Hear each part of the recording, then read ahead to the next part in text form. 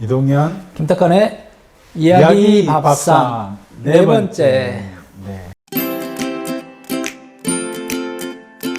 오늘 어떤 주제를 가지고 이야기를 해볼까요? 예, 지금 시대적으로 또 사회적으로 또 최근에 뭐 코로나나 기후 관련해서 생태적인 이야기를 담으면서 비건에 대한 게 관심이 부쩍 많아졌지 않습니까? 그래서 오늘은 간단하게 비건에 대한 이야기를 좀 나눠볼까 합니다. 네, 이게 비건, 뭐 채식주의 네. 이렇게 이제 이야기할 수 있겠는데 그 비건 김치도 담궜잖아요. 네. 네, 네.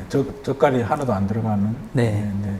비건 김치를 그 담그시면서 어떤 생각을 하셨는지.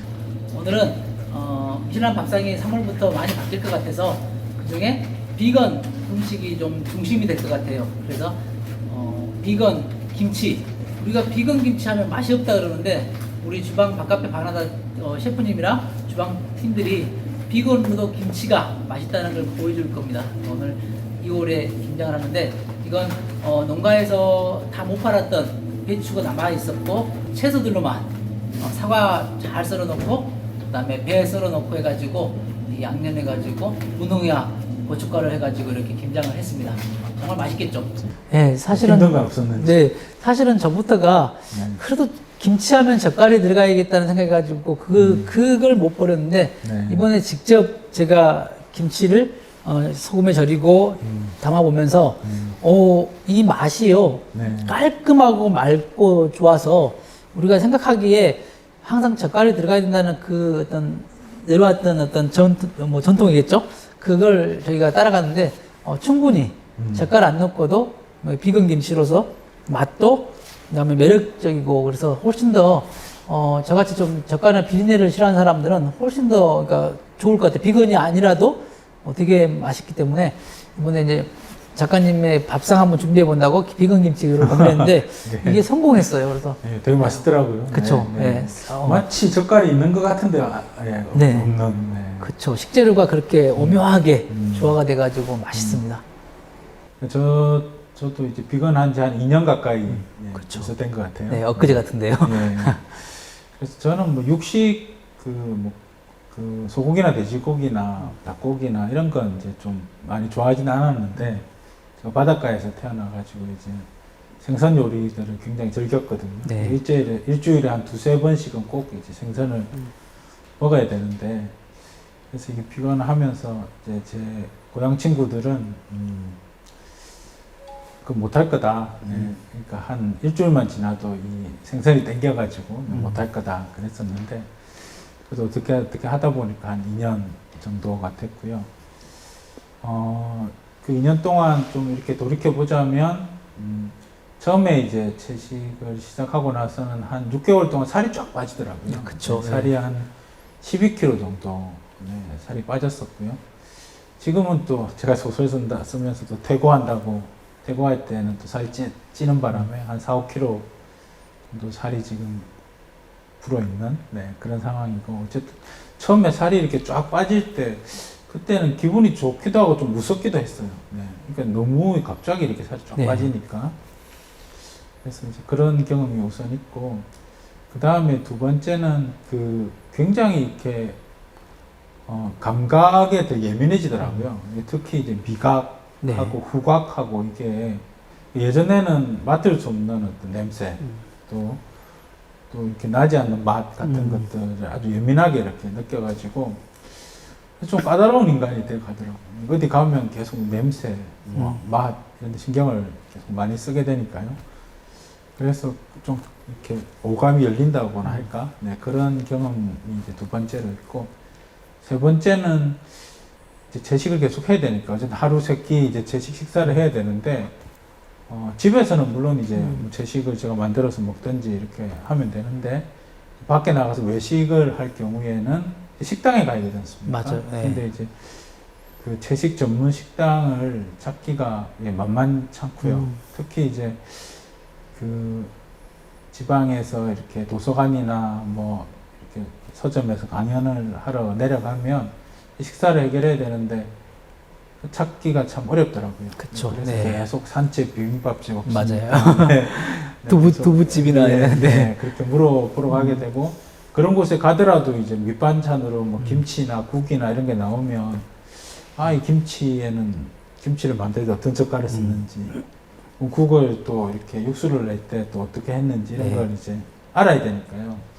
그래서 좀 까다롭게 이렇게 질문을 어쨌든 뭐 저는 필요하니까 이렇게 질문을 하면 깊이 대상이잖아요. 그냥 주는 대로 먹지. 예, 왜 그런 것까지 따지느냐, 뭐 이런, 눈길을 받은 적도 꽤 있고요.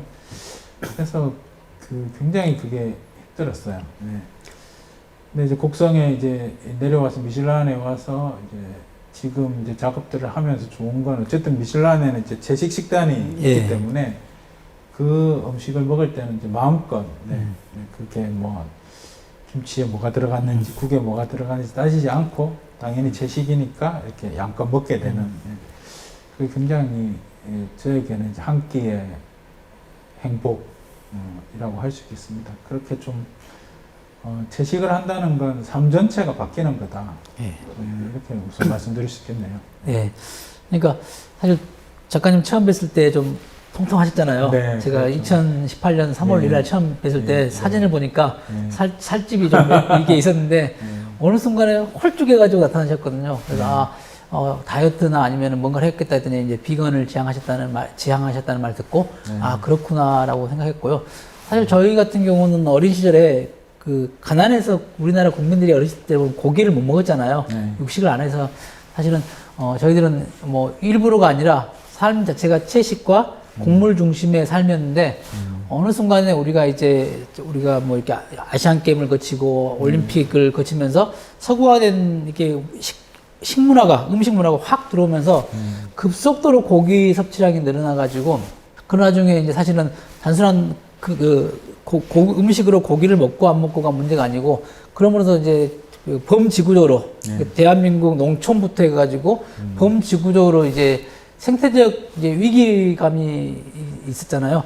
특히 이제 우리는 그렇게 채식화되고 어찌 보면 우리는 알게 모르게 비건을 지향해 왔던 민족이었는데 갑자기 이제 육식화 그래서 공장식 축산이 늘어나고 특히 막 닭, 치킨 그다음에 또 소 하면서 이러면서 이제 사실 이렇게 환경적인 문제나 생태적인 문제를 우리가 고민을 전혀 안 하고 살다가 이제 고민에 접어들었는데 그런 와중에 이제 우리가 건강한 식단이 무엇인가 고민하는데 옳고 그름의 문제가 아니라 전체적인 맥락에서 비건을 지향해야 되는 것들에 고민을 해야 될 때가 지금 뭐 물론 진즉부터 하는 사람들이 있었지만 최근에 더욱더 이렇게 많은 사람들이 고민을 하게 되는 그래서 비건에 관심이 더 있는 것 같아요. 그러니까 이제 비건에 관련된 책들이 꽤 나오고 있지 네. 않습니까? 근데 제가 이제 그 책들을 좀 읽으면서 생각했던 게 먹는다는 게 도대체 뭐냐, 그런 생각을 하게 되더라고요. 그러니까 우리가 뭔가를 먹는다는 건 어떤 생명을 이렇게 내가 살아가기 위해서 다른 생명을 빼앗는 이런 행위거든요.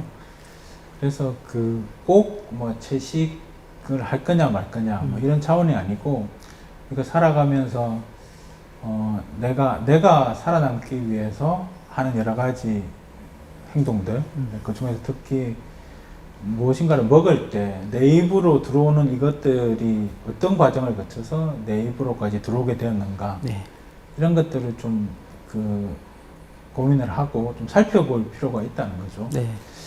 그래서 이제 공장식 축산 같은 경우가 갖고 있는 문제점들은 그러니까 그게 그 예전에는 이제 뭐 우리 조상들이 뭐 소고기를 먹든지 돼지고기를 먹든지 뭐 그랬을 때는 항상 특히 이제 농부 같은 경우에는 농사를 짓는 것과 가축을 기르는 그 행위들이 이렇게 하나의 틀 안에서 이루어졌었죠. 근데 그게 근데 접어들면서 그게 이제 둘로 완전히 이제 나누기 시작했고, 그렇죠. 나누기 시작한 후부터는 우리가 이제 고기를 사 먹지만 이 고기가 도대체 어디 살고 있는 고기였는지, 이 고기가 내 입으로 들어오기까지 어떤 과정을 거치게 되었는지 이런 것들이 좀 불투명해지는, 불투명해지는 그런 과정을 겪게 되는 거고요. 그래서 그런 그 부분들을 좀 들여다봐야겠다. 뭐 그런 생각들을 저는 계속 좀 했었던 것 같아요. 네.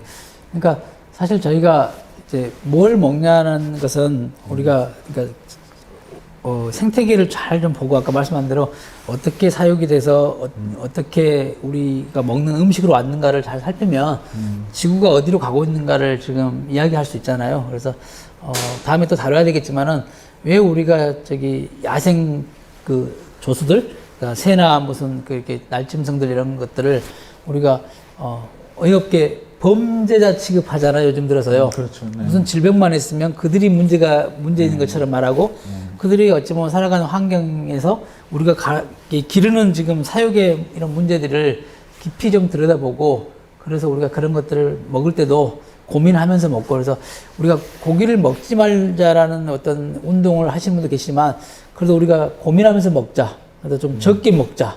이제 이런 단계적 운동들을 펼치면서 그래서 우리가 먹는 지금 채식이나 곡물 중심의 이런 운동들이 지구를 살리는 중요한 행동이라는 생각으로 우리가 비건 운동을 펼쳐야지 단순하게 그냥 나는 고기 안 먹을 거야, 뭐 생선 안 먹을 거야 이런 운동이 아니라 우리가 왜 그래야 되는가에 대한 것도 좀 더 고민하고 그게 운동화되고 어린 시절부터 성인들까지 그런 교육이 되고 그러면서 우리가 이런 비건을 지향하면 훨씬 더 우리가 하고 있는 운동들이 참 참신하게 느껴지고 중요한 거다라는 것을 느낄 것 같아요. 그래서 하나만 더 질문을 드려보자면요. 그러니까 이게 제가 이제 비건이 되고 나서 제일 많이 듣던 질문인데 그 풀만 먹으면 힘이 떨어지지 않냐. 네. 네.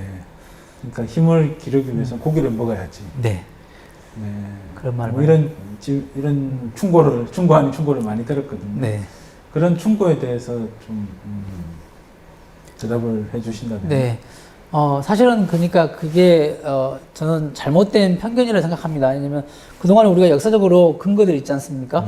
우리가 서민들, 평민들, 노비들은 고기를 먹을 적이 없잖아요. 근데도 그 많은 노동력을 했고 그리고 그 무거운 나라 가마니들을 추수해가지고 걷어가지고 창고에 쟁기고 그리고 화물로 실어가는 것들이 있었잖아요. 그래서 사실은 그 곡물의 에너지가 탄수화물과 그다음에 지방, 단백질, 그다음에 이런 식물에서 섭취하는 이런 식이섬유 이런 것들이 장을 튼튼하게 함으로써 그 장에서 충분히 좋은 것들이 흡수가 되면서 에너지원으로 돼가지고 힘을 발휘할 수 있었는데 그걸 오해를 해가지고 고기를 먹어야 살찐다 이런 이야기를 던지는 것들을 아니라고 생각하고요. 그런 것들은 좀 더 깊이 있게 나중에 이제 좀 숫자적으로 통계적으로도 이야기를 나눠볼 수 있는 시간이 있었으면 좋겠습니다. 사실은 고기를 안 먹어도 충분히 힘을 쓴다. 뭐 작가님도 고기 안 드시고 글을 쭉 쓰시고 저도 고기를 많이 안 먹으면서도 노동을 많이 하지 않습니까? 그러니까 아름다움을 지키는 것이다는 이제 채식을 하면서 쓴 그런 책이 되겠네요. 네, 그렇죠. 육식을 하면서 쓴 책하고 크게 힘이 떨어진다, 문장이 떨어진다, 뭐 그런 건 아닌 것 같습니다. 네, 저 농부도 마찬가지인 것 같습니다. 뭐 주로 고기를 안 먹어도 저 힘은 그대로 있고 더 많은 일을 할 수 있다는 건 보여주고 있지 않습니까? 작가님은 글로, 저는 저 농부의 노동으로 보여주고 있습니다. 네, 그러면 채식과 관련돼서 뭔가 좀 더 깊이 이렇게 고민을 하면서 알아보고 싶다 그렇게 생각하시는 분은 김한민 작가가 쓴 아무튼 비건이라고 하는 책이 있거든요. 네. 제 친구이기도 한데 네. 이 책을 읽어보면 좋은 정보들이 가득 차 있으니까 큰 도움이 되실 수 있을 것 같습니다. 저부터 읽어보겠습니다. 네. 이 비건에 관한 이 주제는 너무 크기 때문에 네. 오늘 이야기를 다 할 수는 없고 올해 이제 하면서 네, 몇 차례 하죠, 뭐. 네. 고민할 때마다 좀 비건에 대한 고민들을 네. 더 이야기를 주고받도록 하겠습니다. 네. 네, 사랑은 표현입니다. 좋아요 구독 꾹 눌러주세요. 네, 이야기 밥상 4회 마치겠습니다. 식구들 안녕. 안녕.